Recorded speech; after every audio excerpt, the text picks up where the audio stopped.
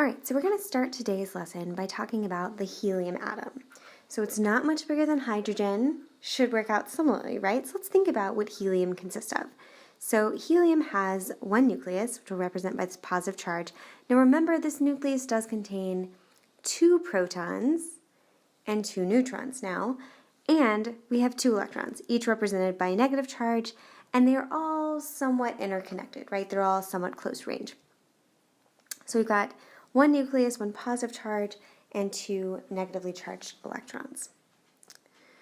All right, so our wave function then for the helium atom must depend on the position of the nucleus, which will represent as capital R, the position of the first electron, which will represent as lowercase r sub 1, and the position of the second electron, which will denote as lowercase r sub 2.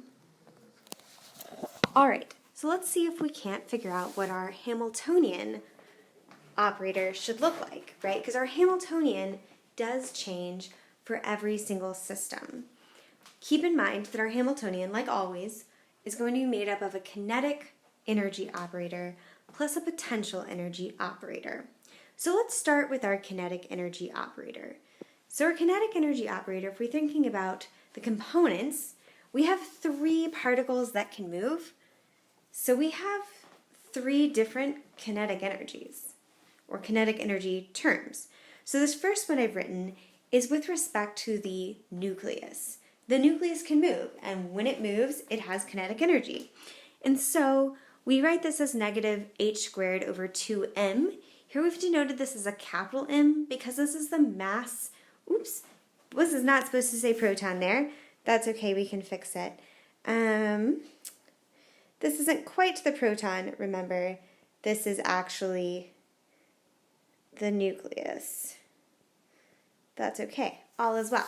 Okay, so we have the mass of the nucleus, which is going to be, right, 4 atomic mass units converted somehow to kilograms, and then we'll have our Laplacian operator with respect to the moving position of the nucleus. All right, then we'll have a term for each one of our electrons, right? So negative h bar squared over 2m, where m is the mass of an electron again, and then we'll have a Laplacian operator with respect to little r sub 1 and little r sub 2, so the positions of each of our electrons.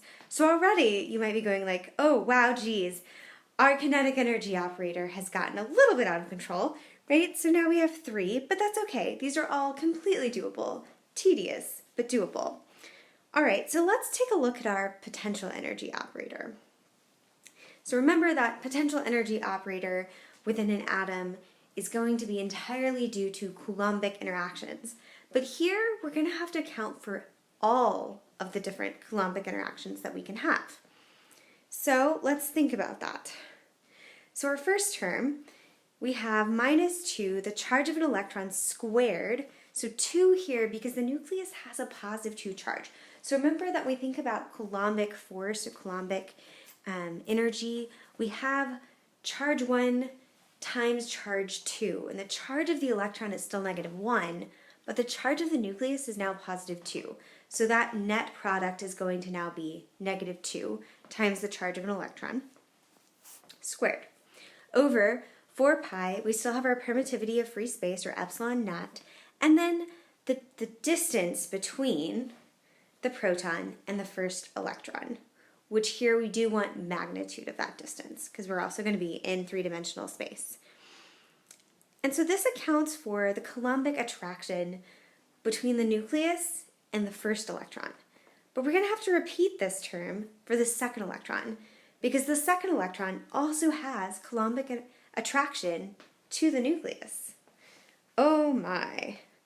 All right, but we still have one more Coulombic interaction. What about the repulsion between the 2 electrons? They're charged the same, so they must have Coulombic repulsion.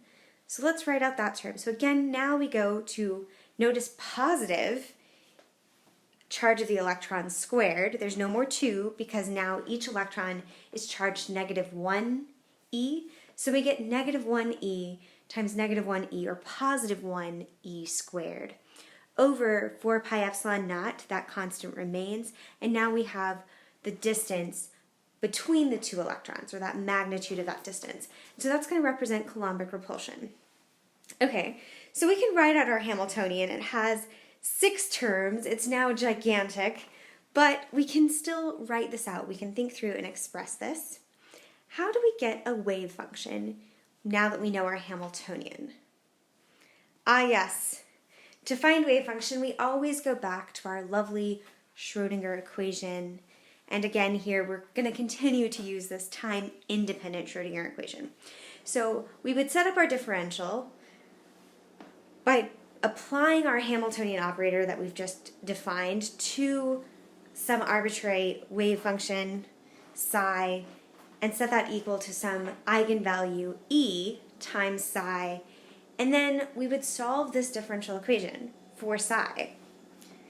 But there's one tiny little problem with this differential equation. This particular differential equation isn't mathematically solvable. So what do? Well, we can't solve. So it turns out that for all real systems, with the exception of the hydrogen atom, so this includes all other atoms known to man and all molecules we've ever discovered, we get unsolvable differential equations. So this particular differential equation is known as the 3-body problem. As soon as we have 3 particles in our system, we get an unsolvable differential equation in quantum mechanics. So we're going to have to use approximation methods to approximate wave functions for the helium atom through all other bigger atoms and all molecules. So from now on out, we're going to be using approximation methods to approximate a wave function. So let's talk a little bit more about approximation methods. So the next few videos are going to go over the 2 main methods and the only 2 methods that we will learn in the context of this class for approximating wave functions. The first is called variational theory. And this one, if I had to sum it up really briefly, basically you take an example function, a function that could be representative of your real function, and you make sure that it can be varied, right? You put some ability to vary, and then you're going to keep optimizing it until you can't optimize it any further.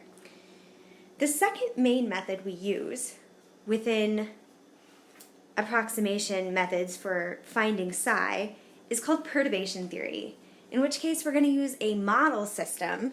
So one of the 4 models we've learned, which would be particle in a box, harmonic oscillator, rigid rotator, now the hydrogen atom, and we're going to have some small or large perturbation that we add to the end of our Hamiltonian. All right, so we'll be learning more about these 2 methods in the upcoming videos.